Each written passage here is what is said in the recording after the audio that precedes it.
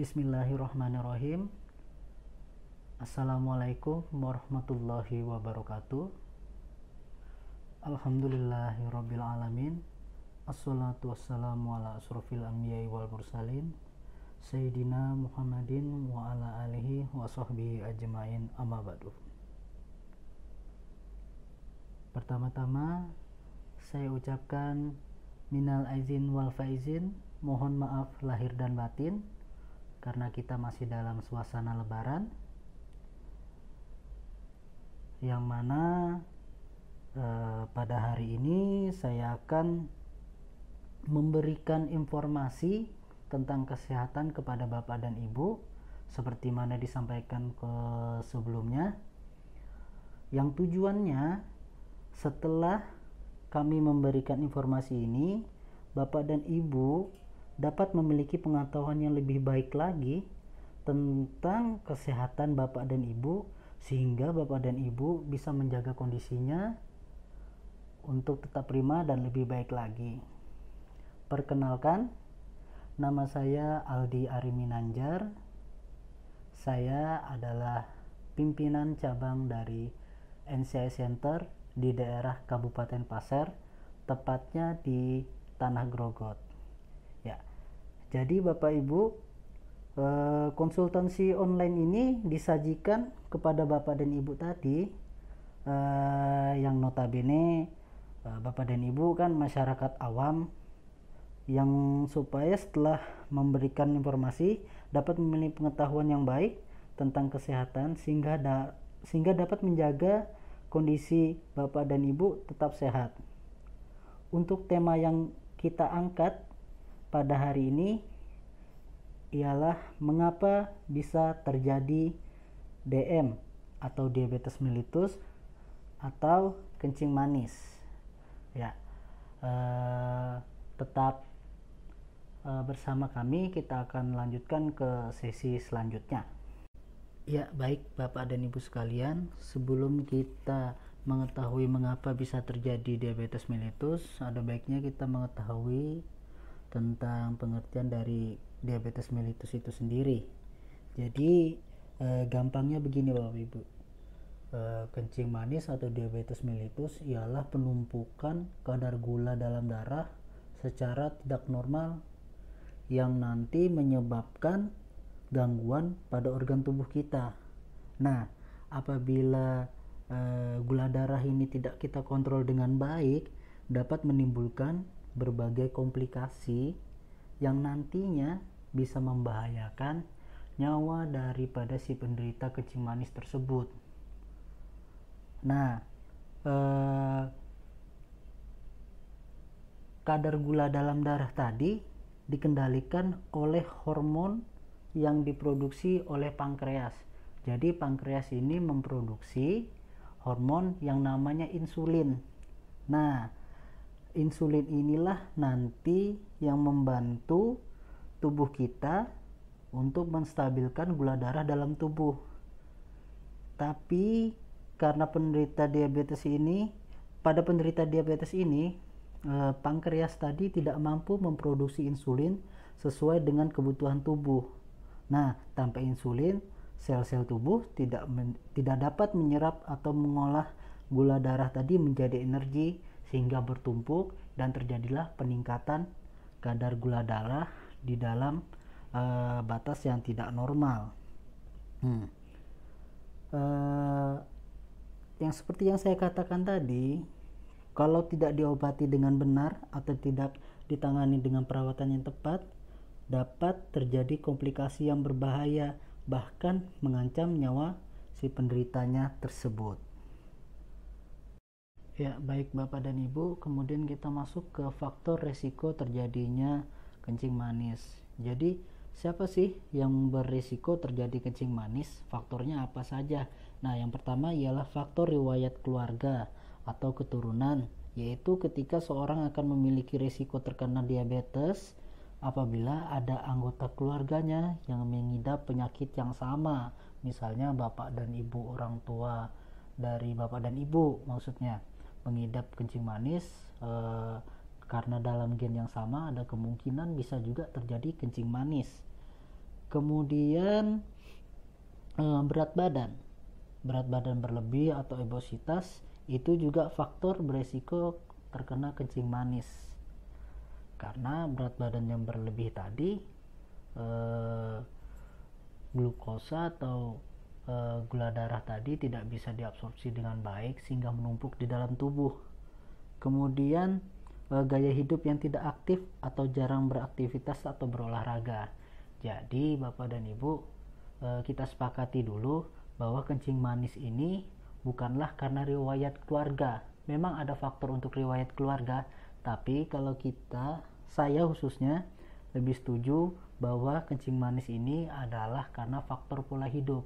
Jadi apabila pola hidup kita baik, kita rajin beraktivitas olahraga, makan yang teratur, serta melakukan pemeriksaan kesehatan secara rutin, insya Allah untuk kita beresiko terkena penyakit kencing manis insya Allah lebih sedikit. Kemudian ada faktor risiko usia di atas 45 tahun, walaupun tidak menutup kemungkinan dapat terjadi sebelum usia 45 tahun. Kemudian ada juga kondisi pradiabetes, yaitu ketika kadar gula dalam darah lebih tinggi daripada normal, tapi tidak cukup tinggi untuk diklasifikasikan sebagai kencing manis. Nah, kemudian ada faktor risiko yang lain ialah riwayat diabetes pada saat hamil, biasanya disebut dengan diabetes gestasional. Nah, itu tadi faktor risiko yang terjadi dengan DM. Ya baik Bapak dan Ibu, kemudian tanda dan gejala dari kencing manis tersebut. Apa sih tanda dan gejala daripada kencing manis? Penyakit kencing manis ini seringkali tidak menunjukkan adanya gejala apapun di awalnya. Bahkan banyak orang yang tidak pernah sadar kalau sudah terkena kencing manis sejak lama, karena tidak pernah mengalami gejala yang berarti atau menyulitkan. Akan tetapi ada beberapa tanda dan gejala khas penyakit kencing manis yang perlu Bapak dan Ibu ketahui. Yang pertama, biasanya sering merasa haus. Kemudian sering merasa pengen buang air kecil yang berlebihan, lemas, lesu, dan tidak bertenaga. Nah, kemudian ada juga gejala kencing manis yang harus Bapak dan Ibu sadari. Kaki sakit atau mati rasa. Nah, tapi tidak semua ya Bapak Ibu yang merasakan gejala mengalami ini. Kemudian pandangan kabur. Kebanyakan itu orang kencing manis pandangannya sudah mulai agak-agak kabur. Kemudian masalah di kulit, rentan terhadap infeksi atau penyakit. Jadi seorang dengan kencing manis ini cenderung lebih rentan terhadap infeksi bakteri karena memiliki sistem kekebalan tubuh yang menurun. Kemudian gusinya merah dan bengkak. Nah, ini disebabkan oleh infeksi yang meningkatkan risiko masalah pada gusi tersebut. Nah, kemudian apabila ibu dan bapak memiliki luka, akan lambat sembuhnya karena kadar gula dalam darah tinggi yang mempengaruhi aliran darah yang menyebabkan kerusakan saraf di daerah tubuh sehingga mengganggu proses penyembuhan alami tubuh bapak dan ibu. Nah, jadi jika Anda memiliki luka yang tak kunjung sembuh, justru semakin memburuk, segera periksakan ke fasilitas pelayanan kesehatan yang tepat. Bisa dibawa ke NCI Center. Untuk yang di Samarinda boleh ke NCI Center pusat yang ada di Jalan KS Tubun, atau untuk teman-teman yang di daerah Tanah Grogot boleh ke saya di NCI cabang Tanah Grogot.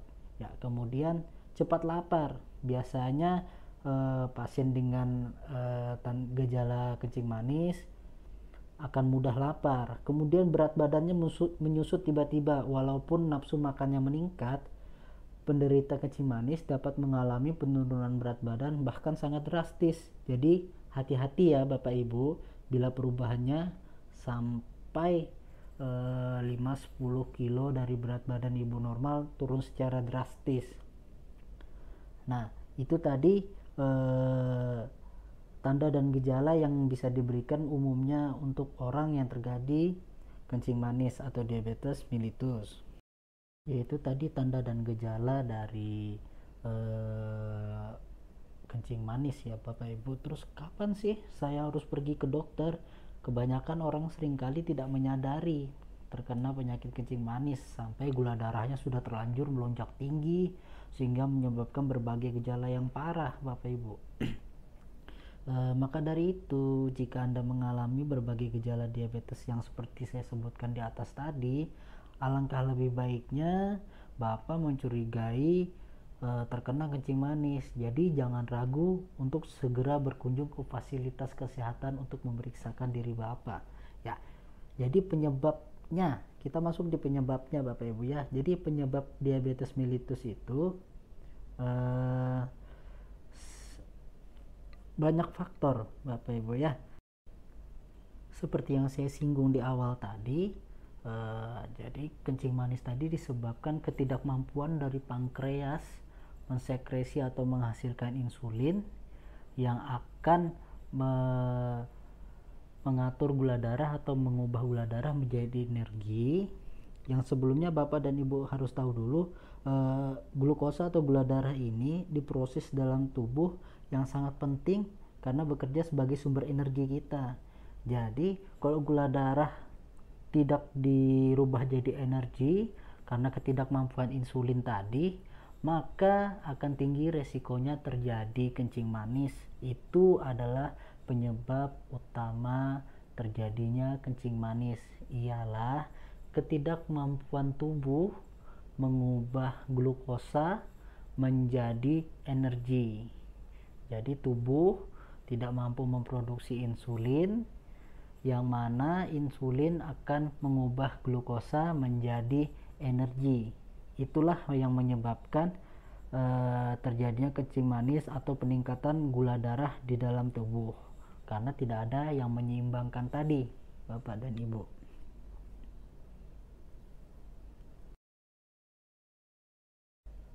Baik Bapak dan Ibu, kemudian bagaimana sih caranya mencegah diabetes atau kencing manis?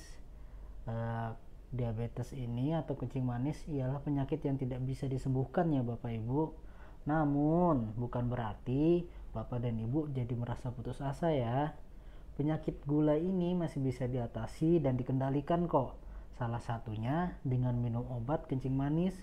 Nah, jenis obat-obatan yang diminum tergantung dari jenis kencing manis yang Ibu alami ya. Kemudian orang yang mengalami penyakit kencing manis umumnya tidak mampu menggunakan insulin atau insulin yang sebagaimana mestinya. Nah, tak semua orang dengan penyakit gula memerlukan obat Bapak dan Ibu. Dalam beberapa kasus, dokter mungkin hanya meminta pasien untuk mengubah gaya hidupnya. Seperti yang saya katakan tadi, apabila kita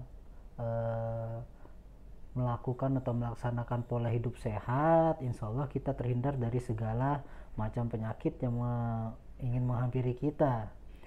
Nah, seperti rutin berolahraga, kemudian diet khusus, mengurangi konsumsi nasi. Nah, ketika semua cara ini tersebut tidak berhasil, biasanya barulah dokter memberikan sejumlah obat-obatan untuk membantu mengurangi kadar gula dalam darah Bapak dan Ibu. Nah, itu tadi untuk pengobatan. Nah, biasanya untuk obat-obatan Bapak dan Ibu harus waspada ya. Jangan sembarang memakan obat-obatan tanpa menggunakan resep dokter. Biasanya dari keluarga, ini nih biasanya aku gunakan ini nih, bagus nih. Nah, kemudian Bapak dan Ibu gunakan juga, jangan ya. Jadi Bapak dan Ibu harus memeriksakan diri Bapak dan Ibu juga supaya mendapat terapi atau pemberian obat yang tepat. Kemudian perubahan gaya hidup tadi untuk mengobati atau menurunkan gula dalam darah. Jadi menjaga pola makan dengan asupan gizi yang benar ya. Boleh olahraga yang teratur minimal 30 sampai 45 menit. Bapak dan Ibu berolahraga. Kemudian kalau Ibu Bapak menggunakan insulin, berolahraga setelah makan. Jadi Bapak dan Ibu makan dulu baru berolahraga. Jadi jangan dalam keadaan perut kosong kemudian Bapak dan Ibu berolahraga, karena bisa terjadi juga hipoglikemi kemudian Bapak dan Ibu pingsan ya. Jadi harus tetap berhati-hati. Kemudian rajin-rajin cek gula darah Bapak dan Ibu apabila Bapak dan Ibu sudah didiagnosa atau mengetahui kondisi kencing manis Bapak dan Ibu ya. Itu saja yang bisa saya sampaikan, mudah-mudahan bermanfaat bagi Bapak dan Ibu. Ya baiklah Bapak dan Ibu, sebelum saya mengakhiri atau menutup informasi kesehatan yang diberikan pada hari ini, ada baiknya Bapak dan Ibu untuk terus menjaga kondisinya ya, olahraga yang teratur. Apabila punya kencing manis, Bapak harus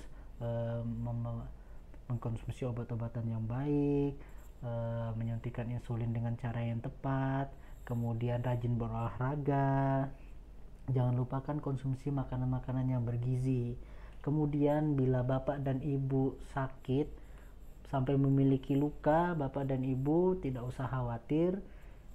Bapak Ibu bisa menghubungi NCI Center Kalimantan Timur yang berada di 8 kota di Kalimantan Timur dan Kalimantan Utara. Di Samarinda bisa ke NCI Center, dan untuk daerah Tanah Grogot boleh ke NCI Center cabang Tanah Grogot ya. Untuk alamat Facebook saya boleh di @Bapak dan Ibu Aldi Ariminanjar, sehingga memudahkan kita bisa sharing atau berbagi informasi dari apapun ya. Kemudian apabila informasi yang saya berikan hari ini bermanfaat untuk Bapak dan Ibu, terima kasih banyak, alhamdulillah. Boleh dibagikan ya kepada keluarga, kepada kerabat yang lebih membutuhkan atau memiliki kencing manis tapi belum tahu informasinya, boleh dibagikan, di share link informasinya ya kepada keluarga ya. Itu saja yang bisa saya sampaikan Bapak dan Ibu. Mudah-mudahan informasi sedikit yang saya sampaikan tadi bisa berguna bagi Bapak dan Ibu untuk memiliki pengetahuan yang lebih baik tentang kesehatan dan tetap bisa menjaga kondisinya dalam keadaan yang prima. Mudah-mudahan berkenan untuk Bapak dan Ibu. Salah dan hilafnya saya mohon maaf sebesar-besarnya. Wabillahi taufiq wal hidayah. Wassalamualaikum warahmatullahi wabarakatuh.